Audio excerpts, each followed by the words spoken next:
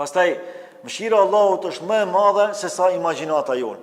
Sa mund të jenë gabimet tona? A mund të jenë sa hapësira mes qiellit dhe tokës?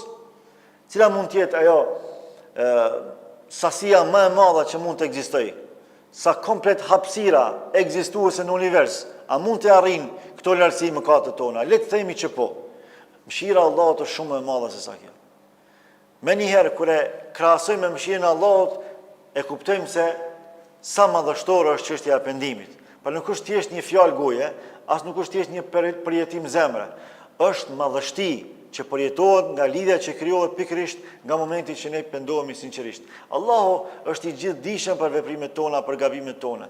Ai i din hollësi, i din edhe në raport me kë kemi gabuar, i din edhe vendet ku kemi shkelur gabimisht, i din edhe haramat që i kemi vepruar, i din gjithë Allahu. Dhe Allahu kërkon për ne që ne t'ja numrojmë atij, t'ja paraqesim atij gabimet tona, sepse kjo tregon sinqeritet në raport me te.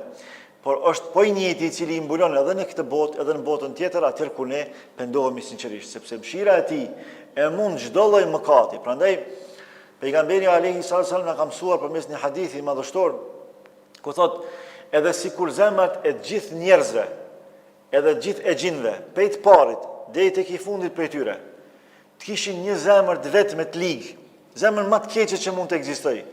Kjo nuk pakson asgjë për madhështisë e Allahut.